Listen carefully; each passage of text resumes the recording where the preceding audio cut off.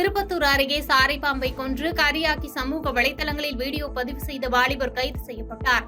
திருப்பத்தூர் அடுத்த பெருமாப்பட்டு பகுதியைச் சேர்ந்த குணசேகரன் மகன் ராஜேஷ்குமார்.